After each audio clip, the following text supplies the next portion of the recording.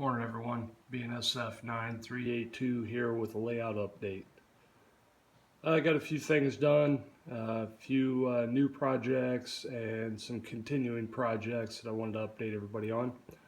The first project that is ongoing and been working on is this transload facility. I talked earlier in a previous video about putting rocks on the roof of the building. Well, I found some old ballast that I had laying around, and I decided to basically ballast the roof of this building. So let me show you what it looks like.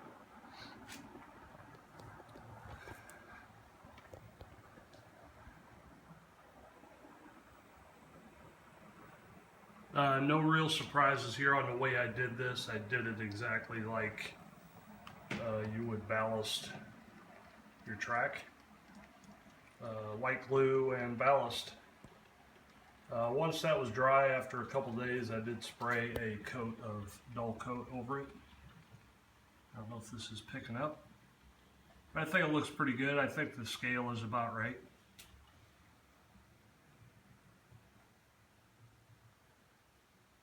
Anyway, that's the ballast on the roof of the transload facility. It's coming together. Did some weathering on some pieces of rolling stock. That one's still got some work to do. Those are the two newest pieces of box cars that I have. But anyway, that's, as you recall, I did get the track painted. And that's all glued down.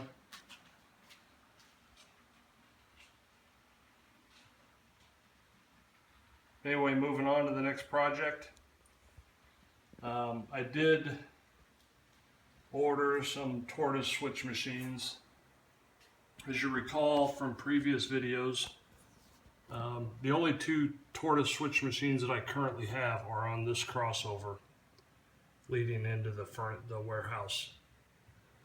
This one works fine. The frogs are powered, and that works very nicely. I haven't really been running this portion of the track back here because the frogs are dead, and I've had some issues with the spring tensions in the turnouts. So as you can see, the clip in here for the spring tension is missing. So the other day I went in and ordered a bunch of tortoise switch machines. So the plan is to get this whole back area installed with tortoise switch machines and get the frogs powered. Here's another one that the clip is missing. So I use a pen to hold it in place. So once I get the tortoise installed here, these frogs will be powered, and we should have no problems running back here. So anyway, as I was ordering the switch machines, I also ordered a few more of these little switches. This is what I'm going to use for the tortoises. It's basically on. So there's no center off on these, it's just on. But I ordered a few more of these from All Electronics, I think it is, out of Arizona. And I also, if you recall from previous videos, I'm using Cat 5 cable. As you know, there are 8 wire hookups on a tortoise switch machine. Cat 5 cable comes with 8 wires. So the plan is whether I use all 8 positions or not is yet to be determined, but I want to make sure they're wired for additional accessories or whatever I may want to add later. So I've got this end is where my bus for my switch machines will come in, and this will go out to power the frogs on the turnout, or into the turnout. This end, these 8 wires will get soldered to the actual tortoise switch machine. So got about an 8 or 10 inch piece of Cat 5.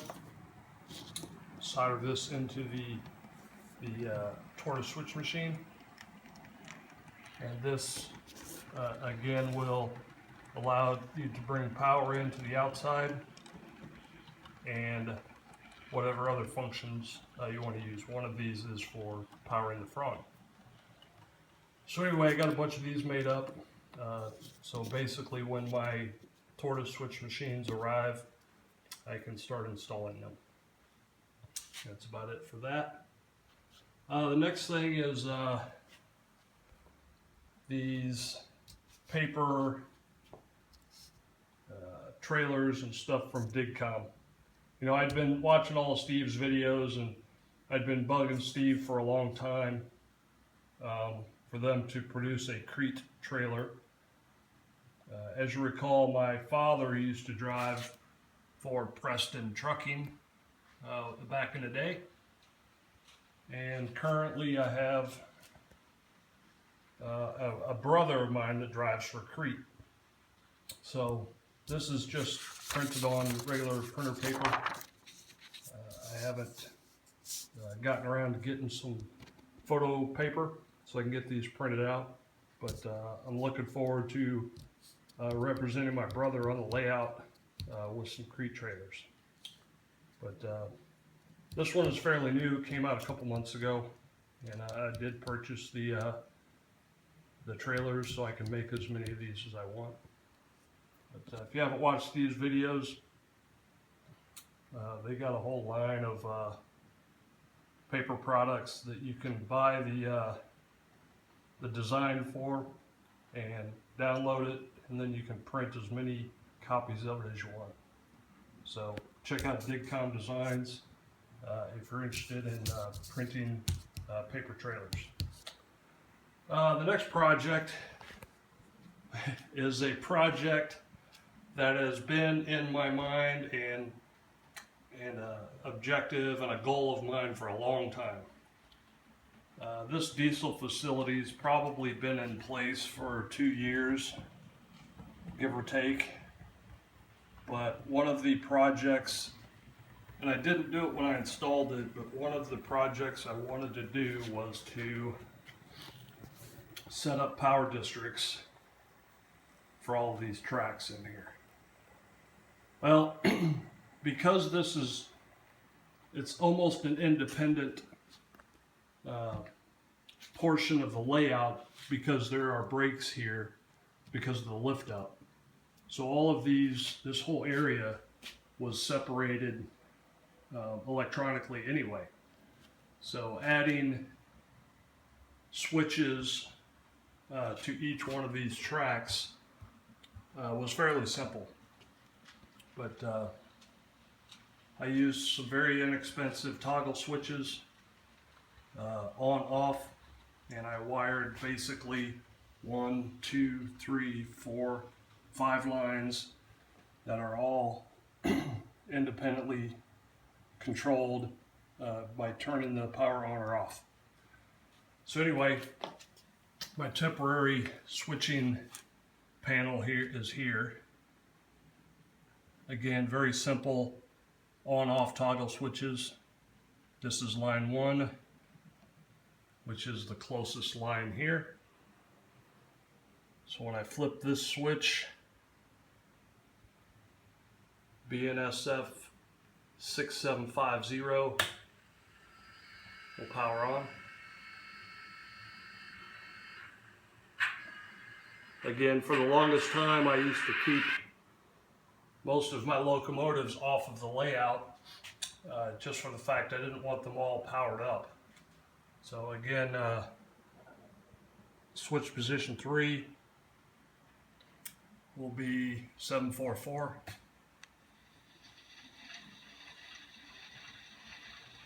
Anyway, you get the idea.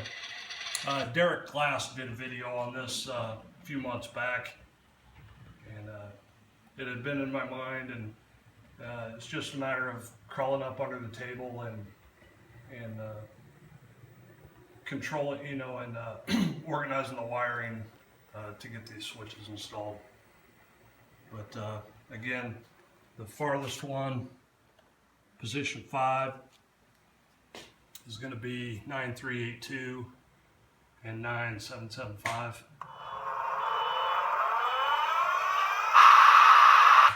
All right, enough on that. One of the other projects that I've been working on here, sorry for the mess, is speed matching locomotives. I wrote the names down here, but you can see it in the screen. BArailsystem recently did a great video on speed matching locomotives. Locomotives using the scale mile-per-hour method. So I spent the last week speed matching. Anyway, that's one of them. And see if I can get this computer to work.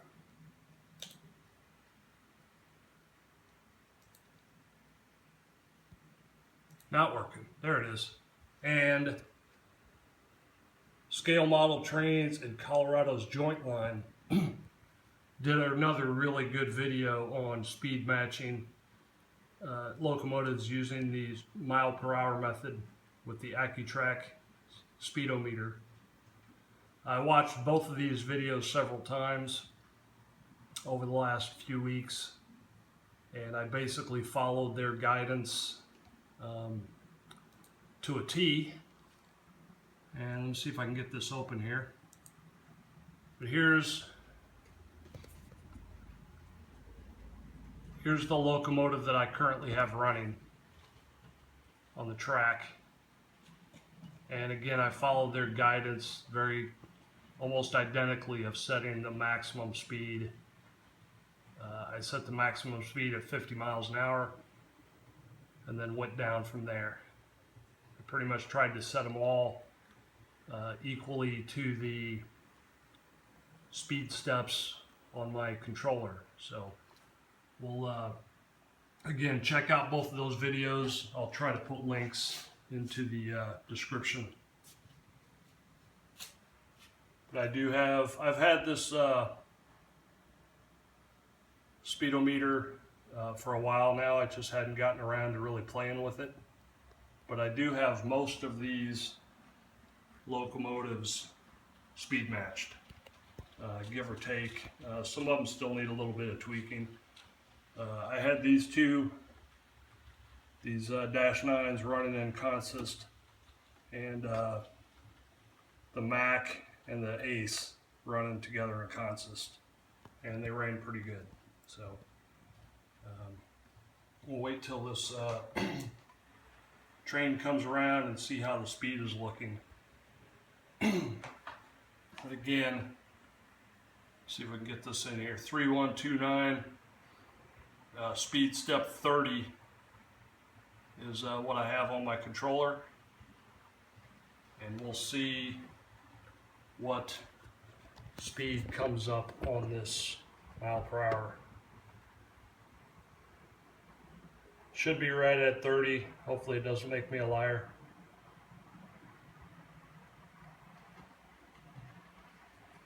Sorry for the shakiness, but I don't do a whole lot of editing on these. See what happens. Alright, here she comes. Let's see if we get 30 miles an hour. Right on the button. But anyway, those are kind of the projects I've been working on. I do have a bunch of schoolwork I got to get to today. So we'll sit here and wait for the mailman to bring my tortoise switch machines, and hopefully in the coming weeks I can start working on those and get some of those installed. But anyway, questions, comments, input, always welcome, and that's about it for now. It's kind of a long video, so we'll get this posted, and thanks for watching, and I'll post a link to those other two channels. Make sure you check them out. Those are probably two of the best channels out there as far as information and how-tos and how to do things. So anyway, BNSF 9382 out.